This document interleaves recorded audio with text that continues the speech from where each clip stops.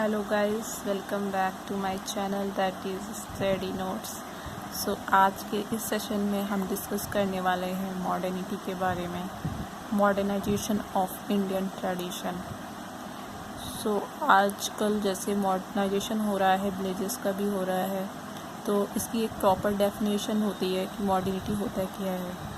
अलग अलग point of view से हम देखेंगे, अलग अलग लोगों के पर्सपेक्टिव क्या क्या लोगों ने इससे रिलेटेड डेफिनेशन दी है सोशोलॉजी में। सो ओवरऑल सोसाइटल प्रोसेस जो कि सोशल चेंज लाता है, norms, ethos, values, culture, structure etcetera में, वही मॉडर्निटी होती है basically. Now we discuss about features. Features क्या हैं?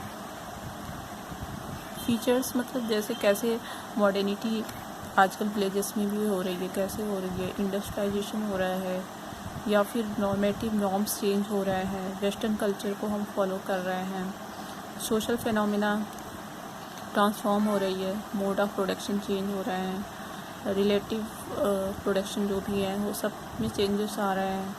ये सब इंडस्ट्रियलाइजेशन की वजह से ही हो रहा है। तो इसके कुछ फीचर्स हैं मॉडर्निटी के, उससे पता चल जाता है। Now we discuss about various point of view. इसके अलग अलग पर्सपेक्टिव से लोगों ने मतलब अलग अलग वे में डिफ़ाइन किया है। If we talk about nationalist में महात्मा गांधी ने रिजेक्ट कर दिया है मॉडर्निटी को। इन्होंने ये कहा है कि इंडिया में इतने ज़्यादा डाइवर्स थॉट है, इतने लोगों को पोटेंशियल है लोगों के अंदर, तो मतलब इंडियननेस जो है लोगों को वो खोनी नहीं चाहिए, नहीं कि मॉडर्निटी के चक्कर में लोग अपनी इंडियननेस को खो दें, अपने पोटेंशियल को खो दें। तो इस तरीके से ये कहा गया है कि ट्रेडिशन और मॉडर्निटी जो है वो कोएग्जिस्ट कर सकते हैं। Now we discuss about Marxist point of view. Marx लोग किस बात से एग्री करते हैं? तो मार्क्सिस्ट ने ये कहा कि डीपी मुखर्जी ने ये कहा, डीपी मुखर्जी जो थे वो बेसिकली मार्क्सिस्ट के पॉइंट ऑफ व्यू को, मार्क्स जो कहता था उसी से रिलेटेड वो उस टाइप की बातें बोलते हैं कि मॉडर्नाइजेशन जो है वो इंडस्ट्रियलाइजेशन की देन है। अगर इंडस्ट्रियलाइजेशन ना होता तो मॉडर्नाइजेशन भी ना होता। और जब ब्रिटिश रूल इंडिया में आया था तो वहीं से इसको थोड़ा सा एक्सेलरेशन मिला।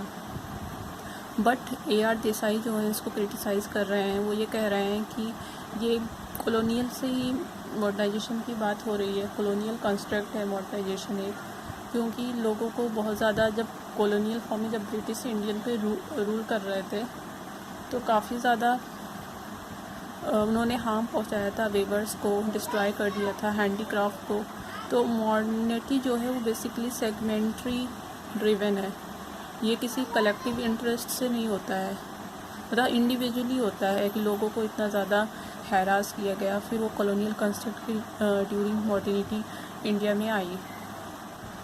Now we discuss about Marriott and Milton Singer. उन्होंने 2 टर्म दिए थे, मतलब कि 2 तरह की फोर्सेस होती हैं जिनकी वजह से मॉडर्निटी आती है।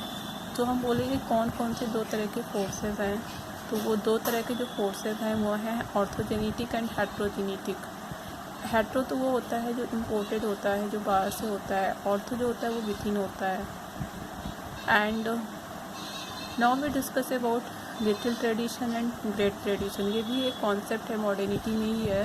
लिटिल ट्रेडिशन में ये होता है कि जैसे आप विलेजेस में जाते हो तो फोक होते हैं, पीजेंट होते हैं, पीजेंट जो स्मॉल फार्मर होते हैं, इलिटरेट पीपल होते हैं, लो कल्चर। तो इनका क्या होता है, ये किसी भी नॉलेज को, इनके पास किसी चीज़ की एग्जैक्ट नॉलेज नहीं होती है। ये GT से ही मतलब कुछ नॉलेज लेते हैं और उसको अपने अकॉर्डिंग मोल्ड कर देते हैं। तो इसको एक नया टर्म उसी में आता है, पैरोक्लाइजेशन। इसमें लोग ऑर्थोडॉक्सी की तरफ मूव करते हैं।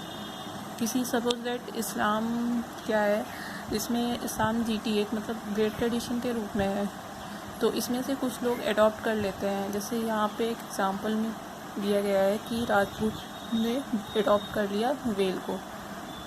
तो इस तरीके से काफ़ी एग्जांपल्स हैं जो आप पैराग्लाइजेशन में यूज़ कर सकते हैं। And if we talk about great tradition में क्या है, इलाइट लोग होते हैं। इलाइट वो लोग होते हैं जो पैसे वाले लोग होते हैं, रेफ्लेक्टिव पीपल होते हैं, लिटरेट पीपल होते हैं, हाई कल्चर होता है, और आप फॉर स्क्रूटनी के लिए तैयार होते हैं क्योंकि उनके पास हर चीज़ की सही नॉलेज होती है। वो किसी नॉलेज को ज़बरदस्ती मोल्ड नहीं करते हैं कि हाँ इसको ऐसे कर दें, इसको ऐसे कर दें। तो यहाँ पे एक टर्म निकल के आता है यूनिवर्सलाइजेशन, जो कि एलटी से ही क्रिएट होता है। धीरे धीरे एलटी के एलिमेंट गैदर होकर के जीटी बना देते हैं। इसका एक बहुत ही अच्छा एग्जांपल है कि एलटी से जीटी कैसे बन सकता है। तो रक्षाबंधन जो फेस्टिवल होता है वो कैसे आया? पहले इनिशियली कोई फेस्टिवल था यूपी में, वॉरियर्स के लिए था सलूनो फेस्टिवल, तो वो समझ लीजिए एलटी था, लो ट्रेडिशन था, और वो अब पूरे इंडिया में एज ए रक्षाबंधन फैल गया। Now Rakshabandhan is GT. तो इस तरीके से आपको डिफरेंट यूनिवर्सलाइजेशन के एग्जांपल मिल जाएंगे। लोहड़ी, पंजाब, छठ पूजा, ये सारी चीज़ें। छठ पूजा सिर्फ बिहार का फेस्टिवल था, अब तो दिल्ली में भी इससे रिलेटेड हॉलीडेज़ होने लगे हैं।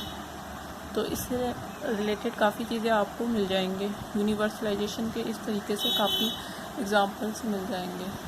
तो ये बेसिकली हो क्या रहा है, ऐसा क्यों हो रहा है? मॉडर्नाइजेशन की वजह से ही जो एलटी था वो जीटी में कन्वर्ट हो गया। लोग अलग अलग जगह पे मनाने लगे उस फेस्टिवल्स को। सो नेक्स्ट लेक्चर में हम इसी के कंटिन्यूएशन में जो आगे थिंकर्स ने मॉडर्निटी में क्या कहा है वो डिस्कस करेंगे। वाइसिंग ने क्या कहा है। अभी तो मैंने नेशनलिस्ट मार्क्सिस्ट का पॉइंट ऑफ व्यू इसमें इंक्लूड किया है, एमएनएस का नहीं किया है। तो ये सब नेक्स्ट लेक्चर में डिस्कस करेंगे। And if you like this content then please like this video, share, subscribe, and thanks for watching. Bye.